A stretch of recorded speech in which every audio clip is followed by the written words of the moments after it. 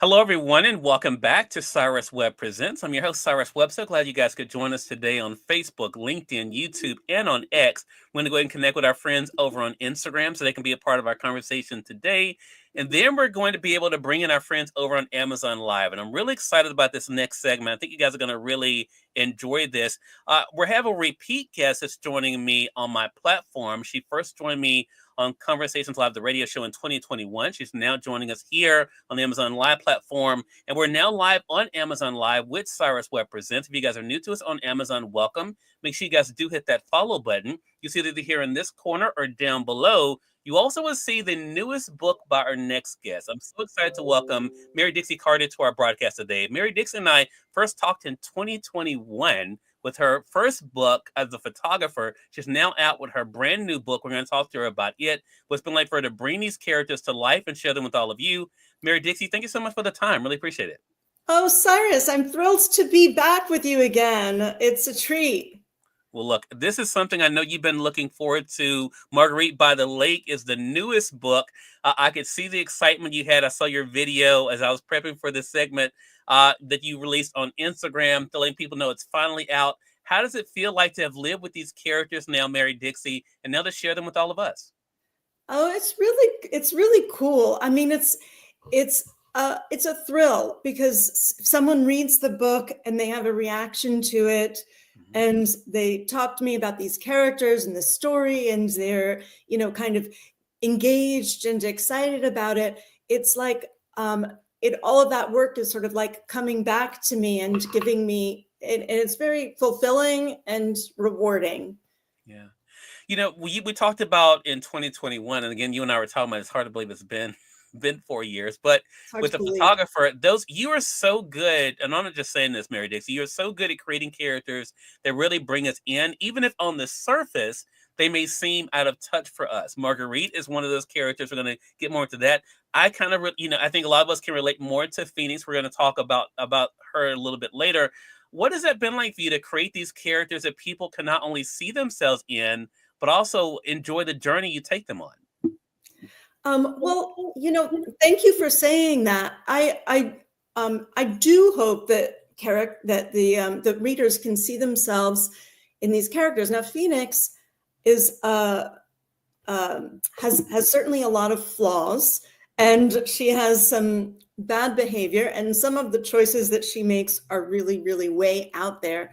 But I hope that people can connect with her, and specifically one thing that maybe they'd be able to connect with, I think everyone can connect with a little bit, is that feeling of being an outsider, wanting to be part of something, feeling like you don't quite belong, but you want to belong, and trying to find your way in to the inside. Yeah. It's so funny you said that. And you and I had not planned this, but when you were talking just now, I thought about the scene you wrote, Mary Dixie, where Phoenix is in Marguerite's tub, and she's like, "I wonder if this will ever be, feel like my tub." And she heard the conversation about the ring and thinking about her. So that sense of belonging definitely plays a lot into that. And I thought about that as you were just talking.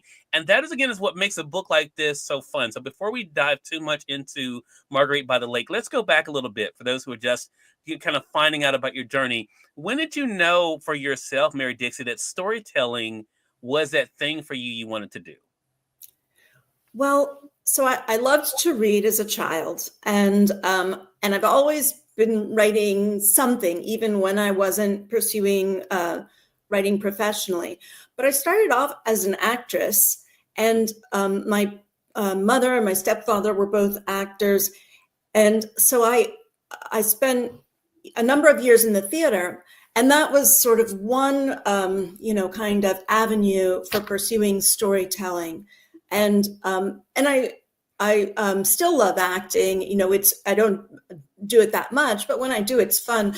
And I think that the acting actually is something I use in writing novels. The skills from being an actress kind of like slide into writing novels too. So I moved from being an actress, then I was a journalist, and I worked at a newspaper, and I freelanced, and all the while, I always liked fiction. I always liked reading novels. I was always writing something, and I wasn't, it was just sitting on my computer perhaps, but I wasn't publishing it. And then, I was pregnant with my daughter when I wrote my first novel. That novel was not published, but then the next one was, and that was The Photographer. And now here I am with Marguerite by the Lake. Yeah, yeah, and it's so fascinating. Again, yeah, we're going to link up for you guys joining us on social, so you guys can go back and listen to that interview I did with Mary Dixie back then in 2021, because it was I even said, it's hard to believe that that was your debut, but like you just said, of course, you had written before then. But then, did you feel any added pressure with Marguerite by the Lake because of the success of The Photographer? Oh, well, thank you. I guess a little bit. I mean, I really wanted it to be as good as The Photographer, or better if possible, if I could write something that would be more engaging and more interesting. So there was some extra pressure. It's a different kind of book, and so the challenges were different, and how I approached it was a little bit different. But yes, so when I was writing The Photographer, there was no one who was waiting for it. There was no one who, if I wrote it or not, no one else cared. It was only me that cared. And then for my second book, there were a lot of other people waiting for it, and there was a deadline. So it was a different situation. Yeah. Yeah. And one thing though that has definitely happened for you, and I definitely saw it in the build up to Marguerite by the Lake, and I'm so glad I got a chance to read it early. Again, it's officially out this week. We're going to remind our audience how they can also stay connected with you, Mary Dixie, but that is also the tribe you built, not only of readers who discovered you, but now, of course, also your peers. Talk to us about that experience of having those in your community, the author community, kind of rallying around you as well and celebrating this milestone with you. That means so much to me. I mean, it's huge. It's first of all, anyone who reads one of my books, that means so much to me. Each reader means a tremendous amount, and for someone to read the book and then to have it mean something to them and take away something from it, that's a big deal to me. And then for other writers to be supporting me, it is heartwarming, truly, and it makes me feel really special and very fortunate, very, very fortunate. Yeah. Let's talk about Marguerite, the person. Of course, her name's in the title, but also kind of the person at the center of this. And what's so interesting, and I'll talk around this, Mary Dixie, even when she's not around, she still looms. So how Right. did Marguerite kind of come to you? Well, so I'm going to tell a story that ties into the inspiration behind the book, which is my mother had a lifelong friendship with an Italian painter. And over the course of like 50 years, he painted her many times. And when my mother passed away, I would go back to the home to visit my stepfather, to the home that she and my stepfather shared. And the portraits of her were hung prominently in the house. I would walk into the house and feel her presence there very strongly. And so in the book, Marguerite, the portrait of Marguerite, is hanging over the fireplace at the Rosecliff estate. And she's dead. Even after she's dead, she's definitely still playing a big role in the story. And she's, as you pointed out, and she's like influencing other characters' lives. She's dominating in some ways what they do, why they do it. People are still reacting to Marguerite, dead or alive. She's wielding a lot of power. So my mom doesn't resemble Marguerite because Marguerite has some negative qualities that my mother does never had, but but there was something about the portraits and my mother's presence, and that was sort of filtered into this book in lots of different indirect ways. Love that. Love that. We were just talking about author support. Hello to you, Camilla. Camille is joining us. Camille DeMaio is with us. Jesus Blackman 23. Hello to you. Prairie Dodger Cindy. Hello to you as well. Camille, I was looking at some of your posts earlier today. So glad you could join us for the live. For those of you who are coming in late, I see you guys over there on YouTube. Don't worry, the replay of this will be up there. And what I love about, you mentioned about Marguerite, and I think is so interesting in this book, and I mentioned, of course, Phoenix earlier, because we see what would look like, again, on the outside, Mary Dixie, an interesting compare and contrast with these two individuals. But what I thought was so fascinating, because of the perspective you tell this story, how there are the aspirational aspects of Marguerite's life, but also the things about Marguerite that people would look at and say, well, you know what? I wouldn't want to make those mistakes. Was that also part of the fun for you when it came to Phoenix kind of entering this world of thinking about the things that maybe she may have, admired or maybe even coveted about Marguerite, that she realizes maybe weren't as great? Yes, definitely. Be careful what you wish for, right? Yeah. Yeah. She sees this life and this world that she is always been kind of on the periphery of it and not really in the center of it. And then she sees an opportunity, like a road for her to go right into the center of it. She gets there and it's like, oh, this is perhaps another version of hell that I didn't even anticipate. And like maybe, wishing that she could rewind everything and go back to her own life. Phoenix is a complicated character, so I don't know whether she wishes that she could rewind and go back to her own life, but it wasn't what she hoped it would be. Yeah. It's much, much worse. Yeah. Interestingly enough, I just thought about as you were talking, that letters play a role in this story too. Right. And that's kind of how, and again, I'll talk around this, how Phoenix is able to kind of get an idea of some things. Again, showing that sometimes, what we think is not always what is the truth. This in that way, Mary Dixie, this book definitely reminded me of the photographer, that people aren't always as they seem to be. And there's Right. always more than underneath the surface. What was it like for you to have Phoenix kind of have these revelations, not only based on what she heard, because there were those instances too, but also in the things she read? Yes. So I was, thought about different ways that Phoenix could learn some of these truths that everyone was sort of hiding, skirting over. And so once I'm not going to spoil too much, but once she's sort of inside this house, there are a lot of physical objects in the house that lead her to some revelations. And some of it's photographs where she's able to like piece something together by a photograph. Some of it's letters, even like indirect references that she's able to glean certain things. And no one's telling her about this whole sordid history. There is something. Rebecca was a source of inspiration.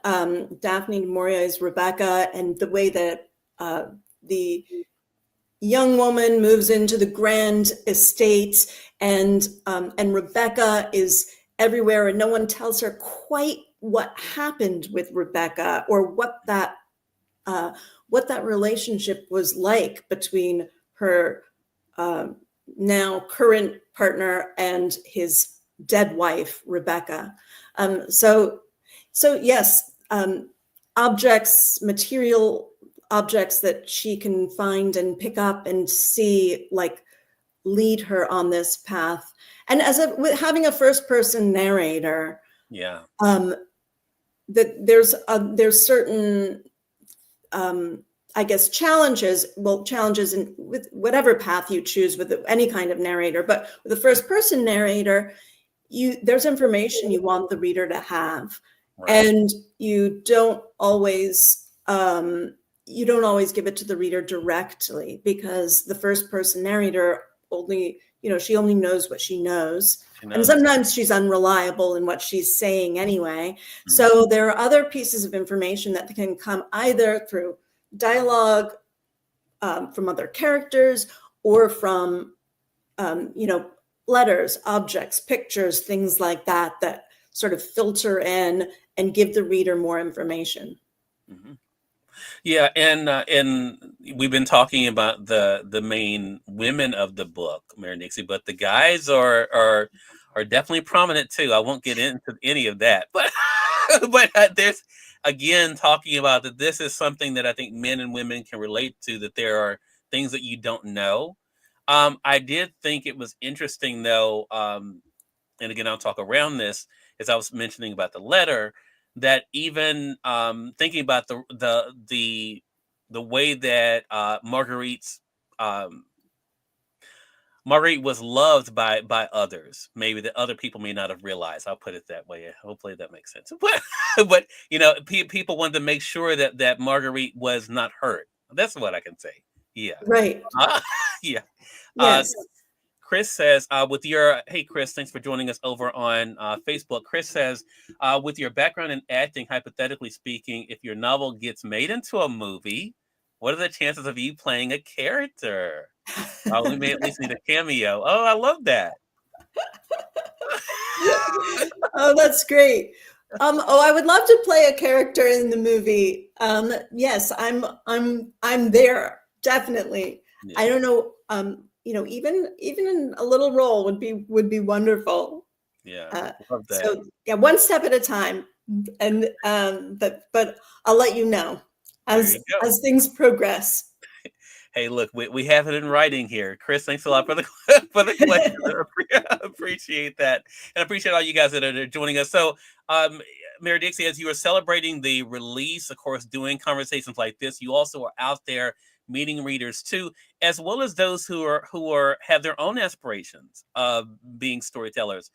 What advice have you been giving them? Because I know they've been coming to you, wanting to know, okay, what advice do you have for me, as someone who's either starting in their writing career or thinking about writing their first book? Well, a couple of things. I mean, one thing I would say, and it's what I tell myself, is you just have to write, and the pages may be bad, and you can't judge those pages that are bad. You have to keep writing through the bad pages to get to the good pages. For me, that's always been true. I write a lot of pages that go in the trash, metaphorically speaking. But it's the process of writing, and that's not wasted time. Those bad pages that you think are like, no one would ever want to see. It's not wasted time, because you can't get to the good material without going through the bad material. Now, maybe other writers have a different process, but that's true for me. And then another thing I would say is reading is, if I'm ever stuck and like trying to find my way into a book, or trying to find my way through a book or a story or a character, reading other people's work that you admire makes a big difference. Wow. And also, like, I tend to read outside of the genre, because I feel like lots of different perspectives, can help you and sort of reignite your inspiration or whatever. Love that. Well, it's a great reminder, I think, for all of us. Again, everyone, Mary Dixie Carter has been our guest. Her newest book is Marguerite by the Lake. Those of you joining us on Amazon, you guys can get the print edition there, or you can be able to get the Kindle edition there, as you can see for 46% off, only $14.99. You guys can one-click it and start reading it today. Definitely worth the time. We've kind of whet your appetite here. No spoilers, but you definitely will enjoy this story. And I think there's so much in there for everyone. Congratulations to you again, Mary Dixie. Really appreciate this time. How Thank can our you. audience, oh, more than welcome. How can our audience stay connected with you? Oh, Instagram is probably the best. Mary Dixie Carter at Mary Dixie Carter on Instagram. Okay. Well, look, definitely looking forward to our next chat and continued success to you. Oh, thank you, Cyrus, so much. Such a pleasure to talk to you. Thank you. I appreciate that. And we thank you, audience, for tuning in to another great segment of Cyrus Webb Presents. Until next time, I'm Cyrus Webb saying thank you so much for joining us. We'll talk to you soon. Take care.